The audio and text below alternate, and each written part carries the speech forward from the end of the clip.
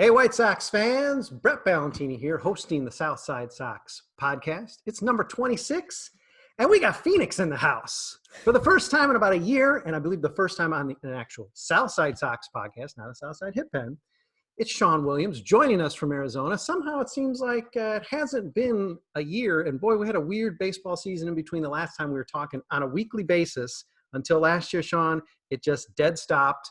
And it's like I lost your number and I didn't want to hang with you anymore because we just never talked again, which was wrong and shouldn't ever have happened. But you're back. Again, Phoenix in the house. Welcome. It's really great to have you.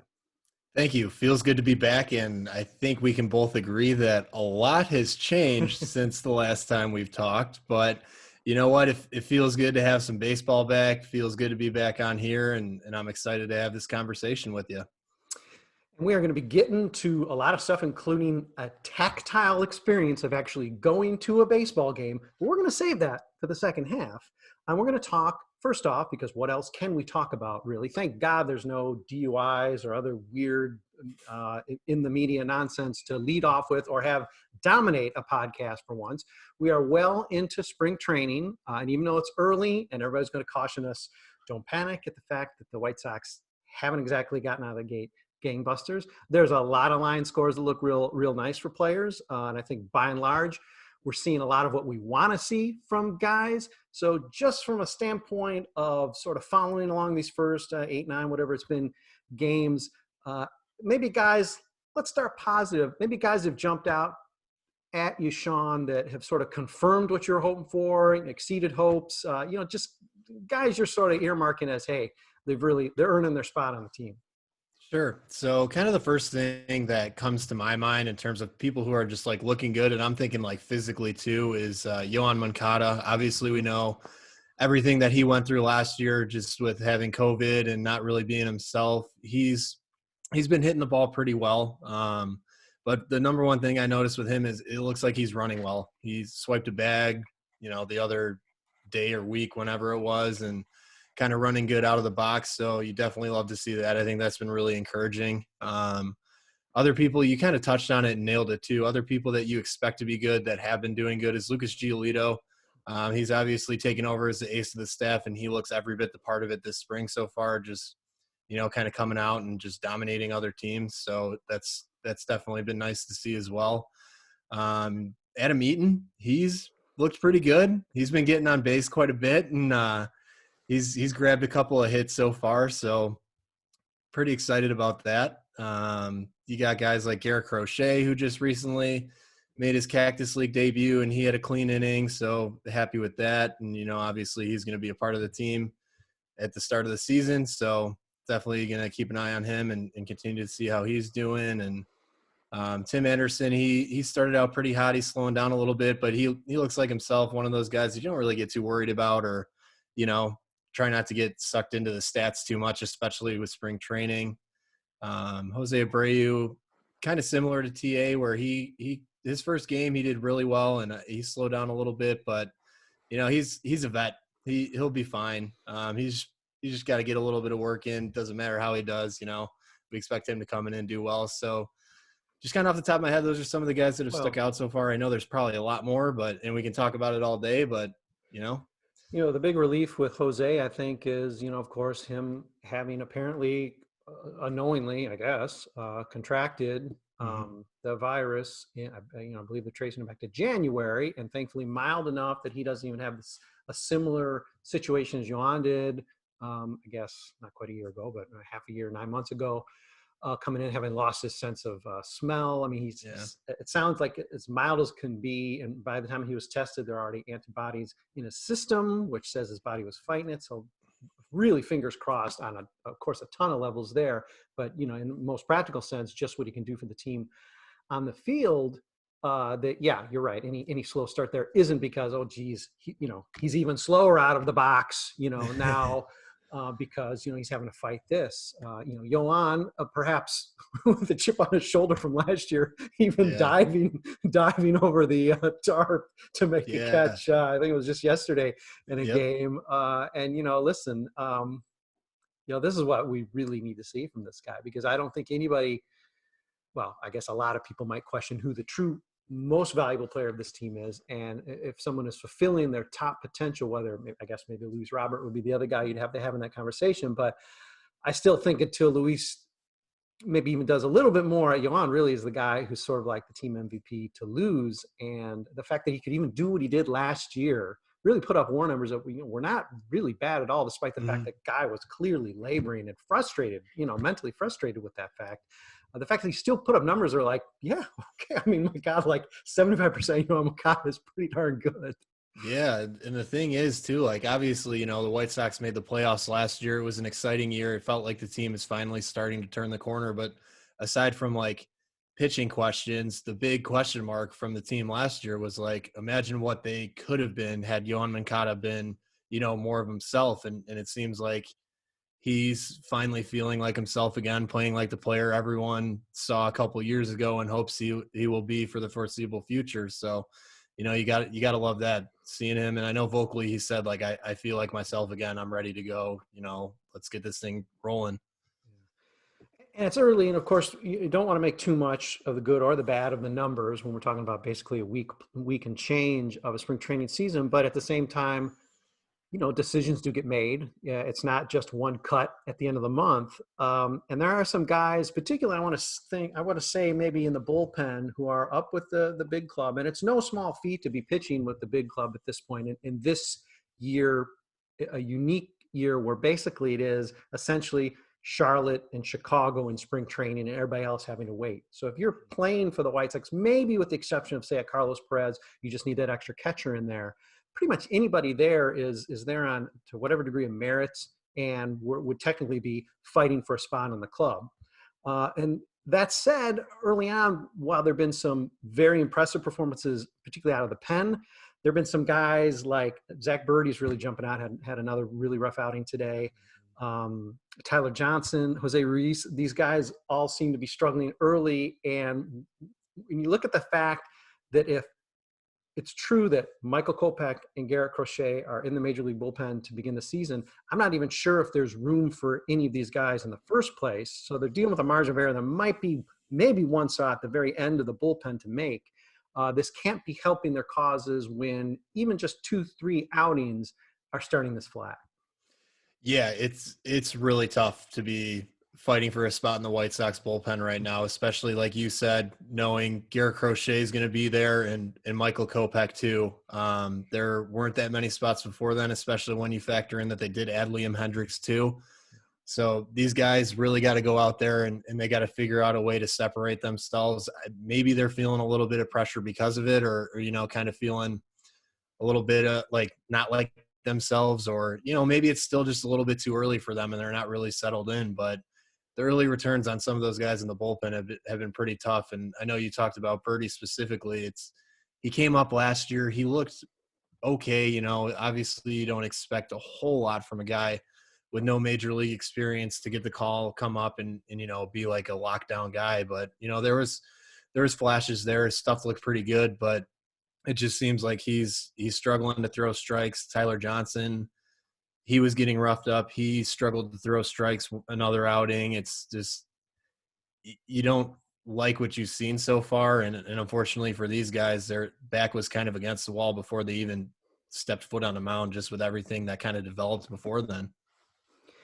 I should have every performance in spring training so far memorized. And I admit I don't, so please nobody bust me if somehow I'm forgetting someone's appearance. But starting rotation wise, which I don't think anybody would doubt was a true concern going to the season, still is, because we have 3 very legitimate starters, 3, as you'd say, a playoff rotation of starters. And I don't think that's in dispute at all. And Rick Hahn acquiring Lance Lynn as your third guy, that ain't bad. But there's the matter of the number 4 and the number 5. Now, the good news is Reynaldo Lopez made everybody breathe a sigh of relief. I think he threw 2 innings yesterday, perhaps. Really strong outing. I don't think Dylan Cease and Carlos Rodon have thrown yet. I could be wrong, but I don't think they have either. Lopez at least has had the most recent good outing. Now, how secure are you as we're getting into spring training that apparently 2 of 3 of those guys are going to fill out the rotation, even though the 5th spot, is a little bit more malleable. Um, you think Ethan Katz can fix Ronaldo Lopez? We have already heard about how he's worked with the lower body of Carlos Rodon to apparently, I guess, on the fly or since his hire to well, I guess it wasn't since his hire because Rodon wasn't on the team. He was off hoping he was going to get some $10 million offer. But in the limited time to get the stuff together, how confident are you that two of those three guys can fill out the rotation in the way the White Sox need him to? Because if we're talking about challenging for an AL pennant, certainly even just challenging for a division, challenging for a playoff spot, given the playoffs have now contracted again. How confident are you on those 4 and 5? I guess so far so good. Yeah, so far so good. I would say I feel, I guess the best way to describe it is okay. There's a little bit of depth. It's not terrible. You would like to see a little bit more, but there's been a lot of positive reports about Ethan Katz and the work he's doing with these White Sox pitchers since they got together for spring training. And even I believe he was working with them before then when he got hired, which was a little while before. So, like we were just talking about, guys like Dylan Cease and Carlos Rodon haven't thrown yet this spring.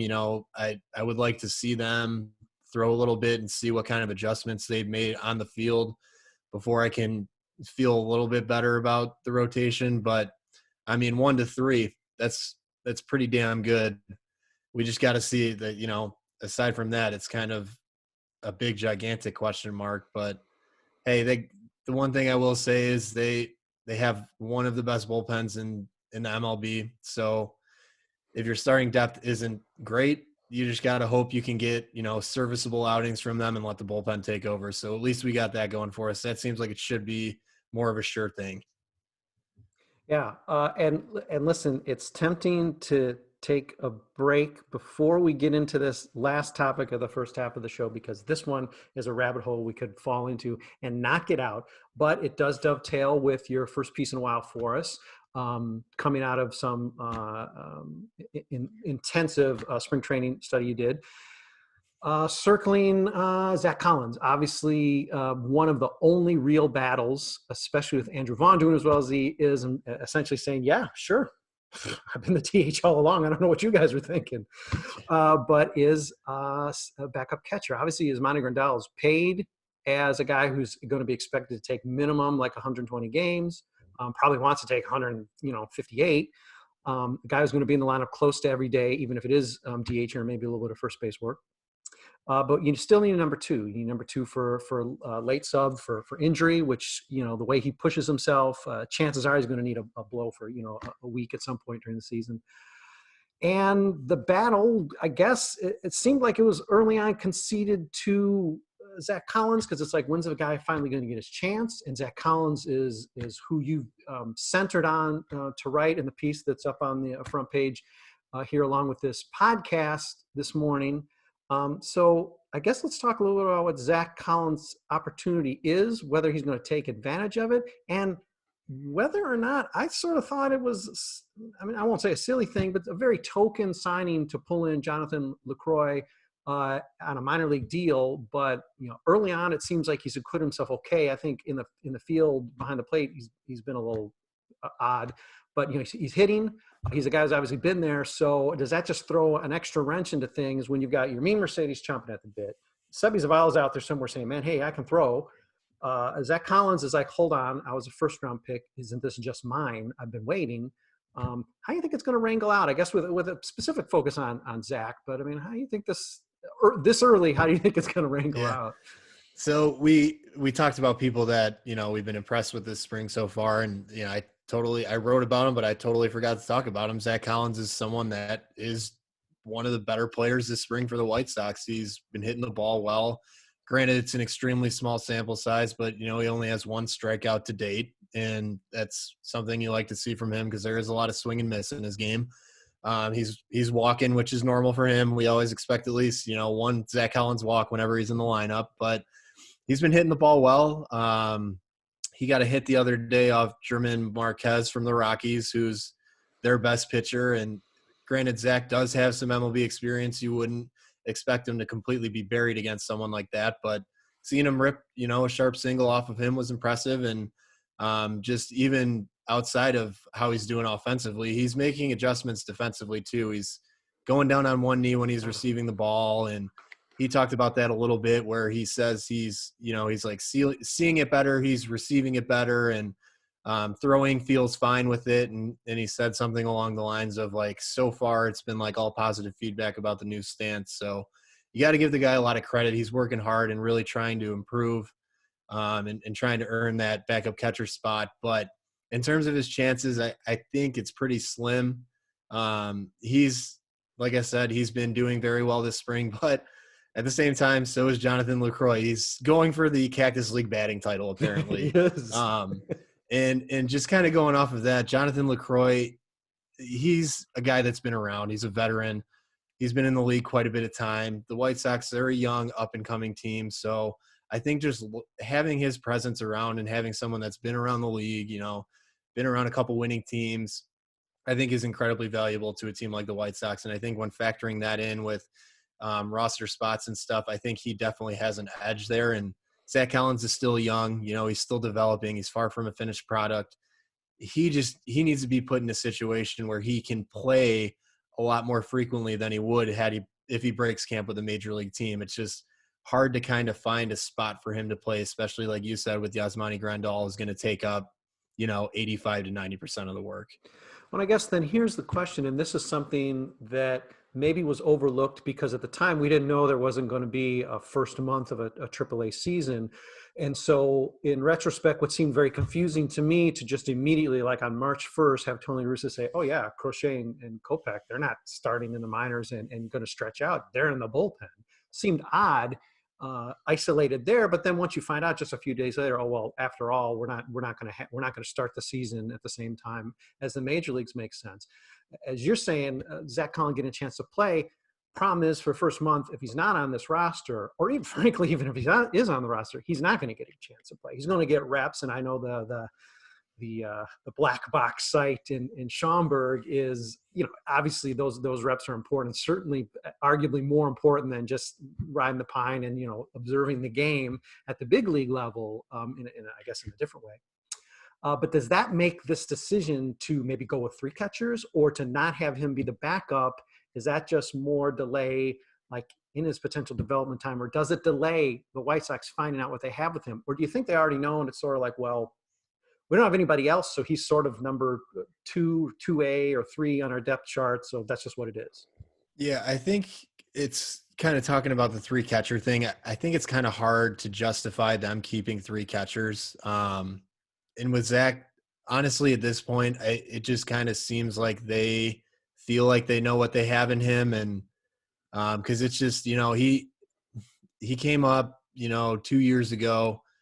And even then, when there wasn't a Yasmani Grandal, he really didn't play a whole lot. And he got a little bit of time. He did okay, but, then he obviously struggled too. And it's just kind of always been like a back and forth with him between the majors and the minors. And the AAA season being delayed is unfortunate too, because like you were saying, he should be playing every day, no matter, or close to every day, no matter where he goes. But now it's kind of like, okay, I don't really have a route to do that at the major league level. And now AAA is being delayed. So it's like, what do you really do at this point? And I think the only option, or not, I shouldn't say the only option, but the best option would just be doing another alternate site with him until AAA gets underway. That way he can get reps, he can work on his development, and maybe he's a surprise and he forces his way into some playing time, or maybe they're like, hey, let's go get you into a better situation. We can send you somewhere where you can play more, and you can, that way you can continue your development. But it's hard to see that happening here, and it's hard to see kind of like a full on development plan, kind of happening with him at the major league level at this point. Yeah. And I guess unlike one advantage perhaps to having to continue to perform, not that you shouldn't expect to have to do that, to not to have to continue to perform when you're going to a black box site where there's not any games, there's not really stats. I mean, there's reps, there's coaches saying, yeah, this guy's lost it, or he's on his game, is that he knows if he is assigned to Schaumburg coming out of the season, that he is the guy who's going to come up if Yasmani gets a hangnail or, Lacroix gets bowled over again, without having to perform. I think he pretty much knows, unless he just really completely boofs this spring training, that he's going to be the guy that's going to get that call when needed. Even if it's just, he'll probably be the guy who's going to be, I believe they still probably are having some form of taxi squad. I don't know if it's the full taxi squad last year, but if they are, he'd be a third catcher that would be going on road trips under those circumstances. So, I mean, that's, it's sort of a bridesmaid situation, but given that he can't exactly make his situation, and again, if Lacroix is going for the Cactus League batting title, he's in trouble. His sort of preordained number 2 status, it is in some jeopardy. And Lacroix is a guy you probably want to have on this team if he can prove, that he's been able to shake off any cobwebs that have really lingered and hampered him, taking him from a guy who was arguably on a Hall of Fame track to a guy who's sort of really basically played his way out of the league. I mean, he's sort of like making the last grasp at a rung here.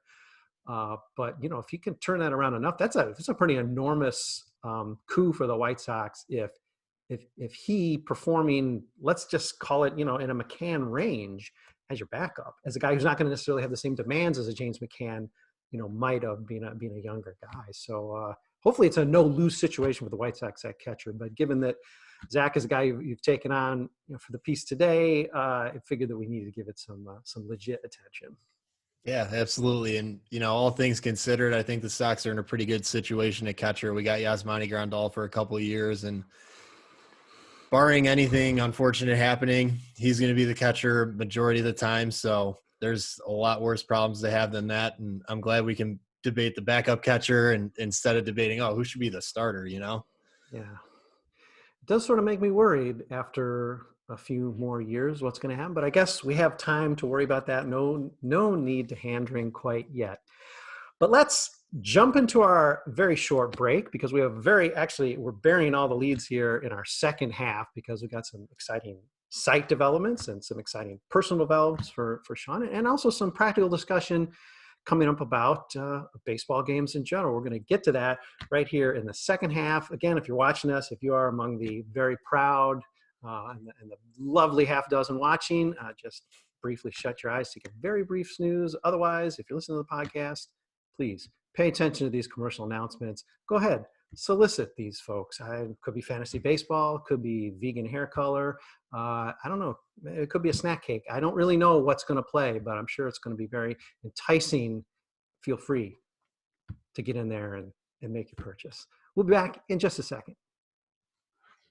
Hey, White Sox fans. It is the second half of Side Sox Podcast, number 26.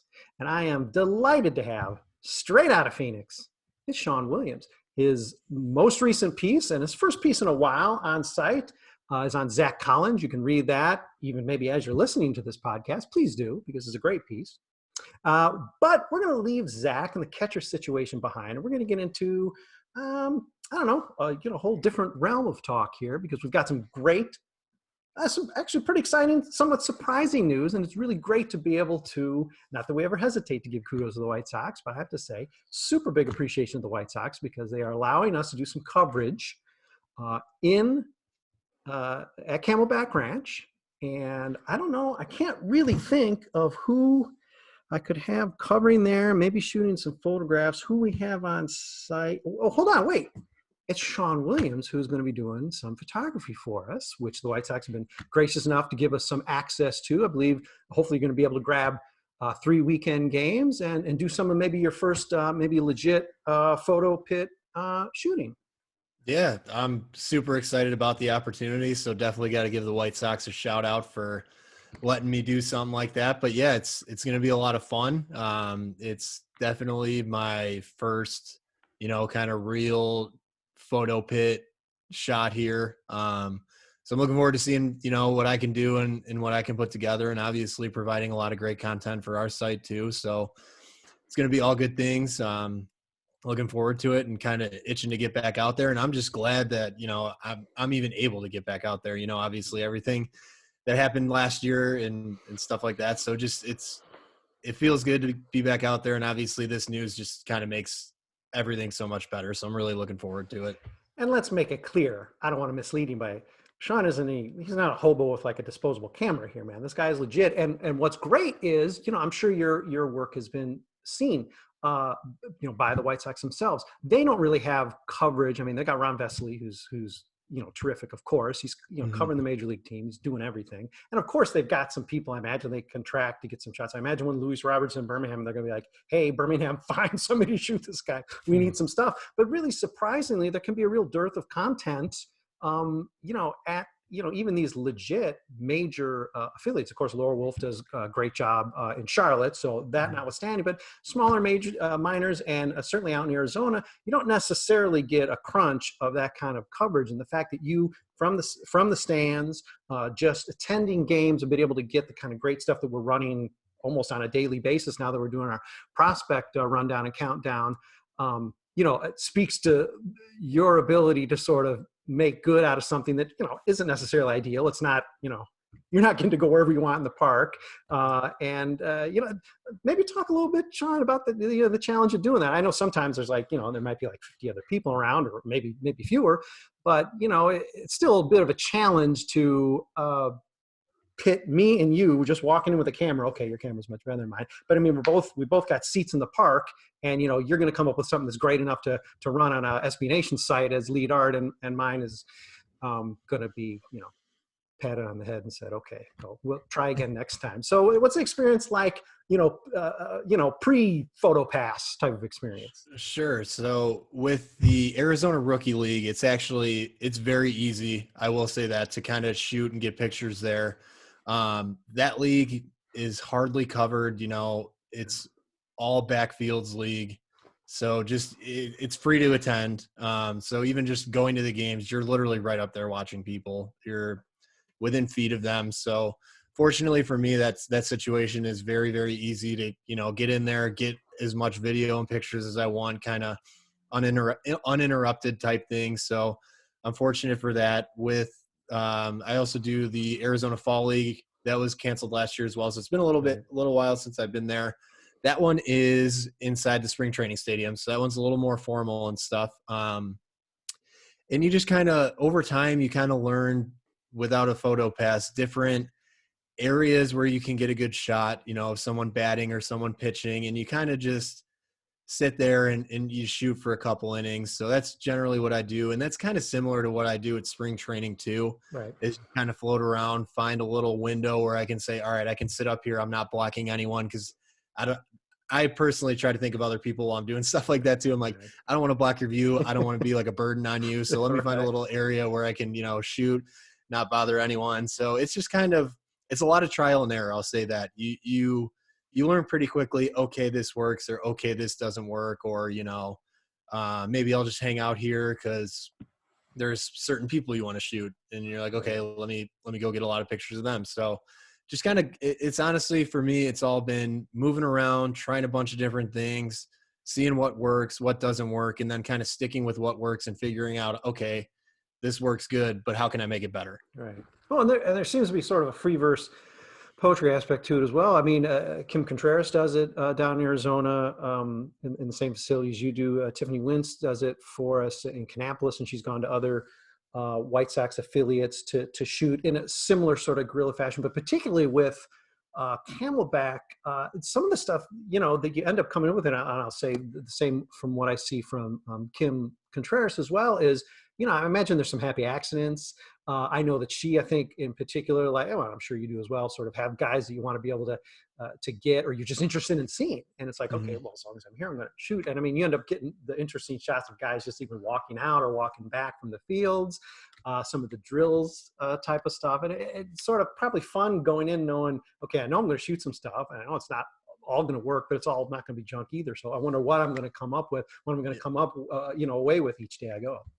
Yeah, absolutely. And so the way like I kind of do it is, obviously I go in there, shoot some pictures. I obviously have an idea of, okay, like what I want to shoot, or like people specifically that I want to get pictures of. And then just kind of go from there, and then just mess around, just kind of go shoot random things. And there'll be like moments where I'll shoot pictures and then I'll briefly look at them on my camera, just be like, okay, looks good, looks good, looks good. But then for the most part, I just kind of take a look at them and, go through them when I get home, and I'll like shoot random things, and I'll be like, oh my God, this is like one of the best pictures I've taken today. And I didn't even like necessarily plan on taking it or want to take a picture like this. So there's definitely a lot of random things that come up, and like a lot of like, I don't know, like I'd say like diamonds that you find that you didn't necessarily plan for. So that's kind of the whole fun of it, is you go in there and you have an idea of what you want to do, but then you leave and you end up doing, a whole bunch of different stuff, or, something comes up where you're like, oh, this is perfect. And you just get stuff that you necessarily didn't plan for. Well, first game you're shooting for us, I believe, is Saturday. So that's going to be cool. We're going to be excited to see what you come up with. I'm sure the experience is going to be something fun and new, and we'll have to have you on to talk about that. I know we've got a few games coming up from you, but one here at the end of the week. And, White Sox, I know you've assigned somebody to like listen to all this stuff and to gather content from everywhere. And by the way, I would love to have that job. But, as long as you're listening, hey, hopefully this bodes well for more coverage, whether it's helping us out with coverage that we do of the minor leagues, or maybe even when appropriate, perhaps when, say, I don't know, Pittsburgh's in town. It doesn't have to be, the Yankees. Maybe we can even steal over to the ballpark and do a little coverage again, whether it's Clinton Cole doing some photos, or who knows, maybe even occasionally have a writer there. So, Sox, I'm putting my request in. We're going to continue to negotiate this, but I'm happy that we've been able to forge an agreement for the first time and do some legit coverage under the SB Nation banner. And it's going to be fun to hear about how that works out for you, Sean. Let's transition a little bit into, I guess we can broaden this to not just the awesome personal news for Sean and the site, but the broader news for fans, which is that as soon as April 8th, which is the home opener at Sox Park, there's going to be fans. We're going to have up to 20% capacity, which is 8,000 some change. Sean, as a fan, just this last Sunday, you attended your first game in quite a while, and you did it, I believe, with your dad. So just let's step through. I know it's not going to be a parallel situation in the least, and the Arizona situation with the pandemic is a little bit different than Chicago, which is why Chicago seems to be sort of, I'm still nervous, but welcoming fans back with I guess, muted, opened arms. But step us through what the process was, what was different, how comfortable you felt, how safe you felt there at the game. Sure. So it was interesting. So the way Camelback Ranch in normal times works is fans are allowed to bring in bags. They can bring in bags. I think they can bring in clear bags or backpacks, stuff like that. Absolutely none are allowed this year. You could usually bring in unopened bottles of water. I think it was 2 per people or per person in the past. And you could also bring in like a gallon Ziploc bag of food, literally whatever you could fit into a gallon Ziploc bag. I'm sure some people got creative. I never really did that, but you can't do that. You can bring in 1 bottle of water. So they are still letting you bring in a little bit of water, which saves some people some money. Concession wise, they don't take cash anymore. At least they advertise that they don't take cash anymore. I thought I did see someone paying with cash when I was there on Sunday, but they're pushing for the cashless payments. And they don't have any vendors walking up and down the aisles. There's like stickers all across the stadium for social distancing when you're walking, and they have signs outside of bathrooms saying like enter on this side and exit on this side, just trying to keep people away from one another. And toilets and urinals, they're all blocked off every other. So spacing people out like that still. In terms of actual seating and being there watching a game, I did feel safe. It was exciting. I was really glad to be able to watch baseball in person again. But it was still kind of weird.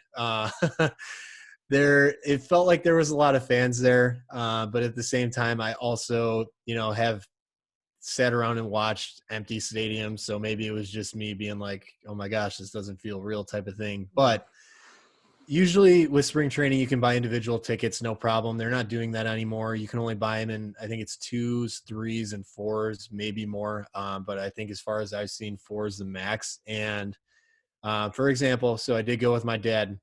So him and I, obviously, we just got 2 tickets, and we had the whole row to ourselves. All the other seats in the row and in other rows, they were completely zip tied shut. So people, and they were thick zip ties too. Like someone wouldn't be able to just cut that and, pop a squat there. So in terms of distancing and stuff, they do have everyone spread out pretty well. And they're just, doing whatever they can. They do have people that go around with a little sign that shows you how to wear a mask, and you have to keep a mask on unless you're eating or drinking. And they were very strict about that. I'll give them a lot of credit.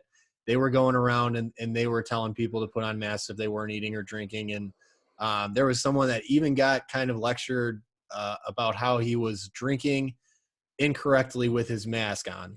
So they showed him the way that he had to do it. And I was just like, wow, they're really going all out for this. And all the nanny state people who are listening right now are freaking out. They're like, "Oh my God, I can't believe they're going to tell me how to drink my beverage." Yeah. But I will never cop to actually speaking directly to a Cubs fan. So for all you know, I got this through 3 or 4 different people. But the experience I heard with, I don't even know what their park is. I don't care. But, an experience there where sitting behind like a group of 8 guys, kept taking the mask off, and the ushers came back like 6, 7 times. Finally, they did get kicked out. But it sounds like at Camelback, there was none of that nonsense going on. And if somebody was going to try to flout or perhaps object and decide to have a political debate about telling me how to drink my water correctly, that they would have perhaps been ushered out because it's just not worth the hassle. Yeah, I'm sure that's like what you were talking about has happened all over the place. Granted, we are like 6, 7, 8 games deep into spring training. That just happened to be the first time I could go. So they've had games there. I'm sure it was probably they were probably a little more loose in the beginning, or just trying to get a feel for how they can make it work and everything, and figuring out what they need to keep an eye on. And it just seemed like by the time I was there this past Sunday that they kind of had everything down, and people were just kind of hawking the aisles, keeping an eye out for people. But, I was people watching a little bit. Obviously, I'm there to watch baseball, not watch people, as much as that would probably, how Sunday went, that probably would have been more entertaining to watch people. Yeah, but we haven't even talked about the game. That's for a good reason. But it seemed like most people there were cooperating. I didn't notice any big problems or anything like that. And obviously, I know we briefly brought it up that fans are going to be allowed in Chicago, and hopefully it goes the same there. And I'm sure a lot of people are thinking, I'm glad to be able to go to a baseball game again, and I'm going to do what I need to do so I can keep going. So hopefully that's the case, and not too many problems arise, and we can just kind of start, looking at this as a thing of the past. Not that it's ever going to completely go away, but Let's take a quick second too and just interject, because I know he reached out to me personally to try to throw this on here. And down the right rail in the fan post, and it was briefly in our top news, but we're running so many stories these days, I'm sure it's getting buried down the page now. Grinder in Training, who I guess is either already out in Arizona or he was still planning on wanting to go to spring training. I'm not sure what his backstory is, but he was a guy who was, obviously unable to buy tickets because it is just, if you just want to buy one for yourself, you can't do that. And so we did put a fan post up in case there are people who are out there who maybe do even have tickets and might be, willing to try to help him get into the park. I don't think we've got any comments or any discussion there, but in case people are thinking of going, or maybe do have an extra, we do have something in the fan post you can check out and maybe help them out. And you can get in touch with me, and I can sort of connect you guys. You have to put your personal information out there, but hopefully, maybe he'll be able to hook up for. I think he had a particular block of 3 games he was interested in going to, and maybe somebody can help out there. I just want to interject that as we were talking about it. Now, tell me this, because I'm picturing now the 8,000 fans in Chicago, and obviously with the spacing, I'm thinking, boy, what if I don't, the price is going to be jacked to whatever degree. Let's say they're just, 10% higher because, of course, hey, listen, it's more exclusive, whatever. And you're having to pay ushers, to not handle the normal crowd. But I'm thinking, geez, if I'm like number 2,000 buying or number 8,000 buying, am I going to be socially distanced, like up in the corner of section, 5, whatever? And I know it's certainly not a direct overlay to Sox Park, but how was Camelback Ranch stretched? Were people pretty much in all seating sections with some significant distancing, or was it still sort of somewhat, I guess maybe because it wasn't necessarily, well, no, maybe it was a pretty well attended game, but either way, how did that look? And you just see people sort of off in a corner like, okay, well, they need to be there because they're distance, but oh man, they sort of got a raw deal with their seats. Yeah, so Camelback Ranch is like 95% just all like a 100 level. Right. And I want to say there it goes up to, if I had to guess, 32 rows. So they had everyone spaced out pretty well. There really wasn't, you got some people down, right and left field line in the corners, whatever, where they're kind of far off. But honestly, there really aren't too many bad seats in the house. So Sure. fortunately for them, like they still are pretty close to the action and they can see everything from there. There is a lawn, and they actually have specific boxes for people in the lawn too. Right. So the lawn wasn't too packed when I was there. They said the game was sold out. Maybe it was, maybe it wasn't. I really didn't keep track of, how many people were allowed and trying to figure out, oh yeah, it looks like that's that many's here. But they're doing a good job and doing whatever they can do to, kind of keep everyone away from each other. I want to say for me, there wasn't even anyone sitting like 2 or 3 rows in front of me. So I was, in terms of like, obviously having a whole row to just me and my dad, we were also kind of, away from people all around us too. So they're fortunate where they can space people out pretty well, and it's not too much of an issue. And you were just phantom taking photos because you couldn't bring your camera in. So you're just like, oh man, that would have been great. You're like doing your own spring training of like what you could have shot. All mental photos. I'm running an album in my head of spring training, what could have been. what was the because we've all been to Sox Park when, maybe it's early in the season or late in the season where not everything is open. The fact that this was a sold out game or whatever, was it a matter of a number of bathrooms, maybe not even being accessible, or concessions not being accessible, or did you notice pretty much everything being open despite the fact there were going to be fewer fans in the park? I was going to say, like, I wasn't going around being like, oh, that's usually open, but it did seem like everything was open, but it just like wasn't something I was necessarily paying attention to. But even like the gift shops and stuff, and they got a couple of them throughout Camelback Ranch. Every single one of those was open. I'm like pretty sure every bathroom was open. So it seemed like it was all functioning normally and how it does in normal times, but just obviously with, a decent amount of people that aren't able to be there now because of the restrictions. But it seems like they're doing what they can. The gift shop where the highest ticket items are available for purchase was open. Sean, yeah. I'm sort of shocked. Isn't that crazy? White Sox, I kid. We love you guys. I kid.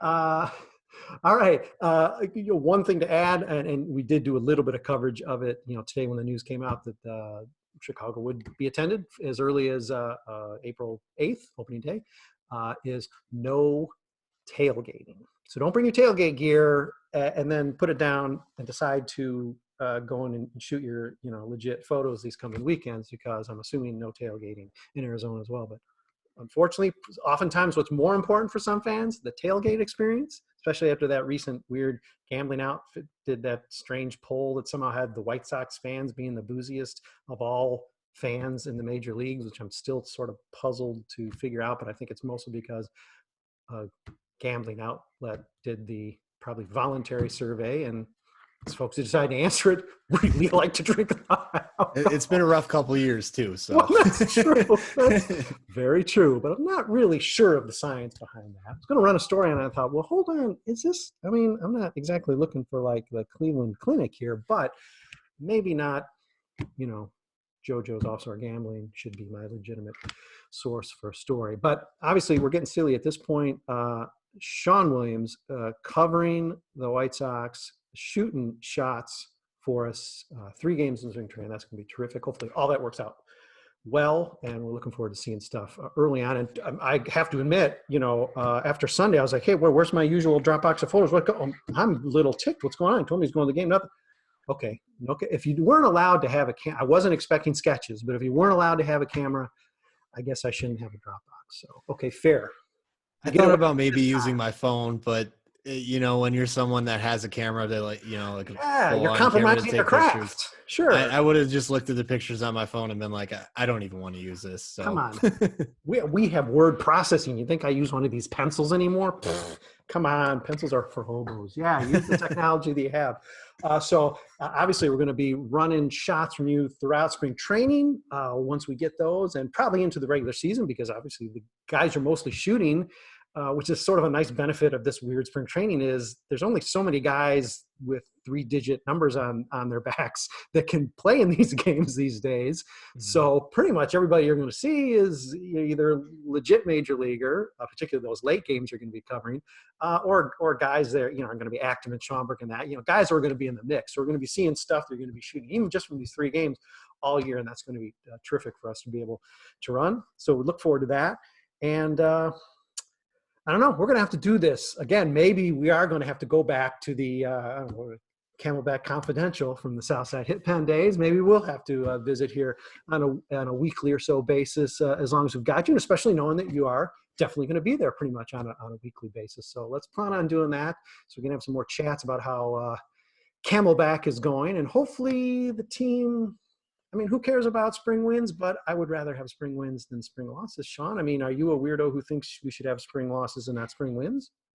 I was a little bit bitter when they were losing a couple games there to start the year, but they lost so many to where it's like, it's just, it is what it is at this point. They either lose or they tie. There's wins are hard to come by.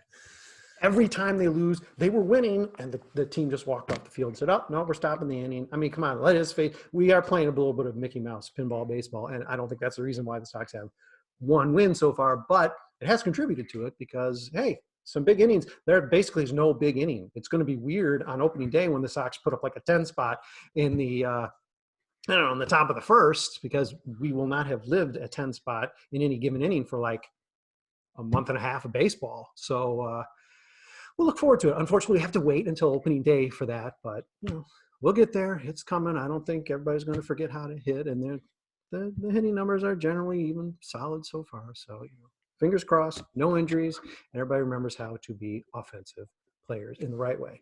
So, Sean, we will definitely check in with you maybe as soon as a week from now. But thanks for finally getting back and hopping on and making the Side Sox Podcast debut. It's about time.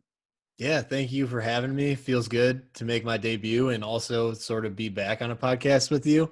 But I'm looking forward to doing this again, and it'll be fun. Check out Sean's piece on Zack Collins, the catching situation with the White Sox. That's running here today. Hope you've enjoyed the podcast. Keep on listening. Please keep on reading. And hey, listen, again, if you're one of the very lucky badge-wearing half dozen, keep on watching. But we'll be back with another Side Sox podcast real soon, probably later on in the week. And we're going to just keep running them out at you, including this guy from Phoenix talking Camelback with us probably real soon, sooner than later. But thanks again, Sean. And thanks for everybody listening, reading, and watching.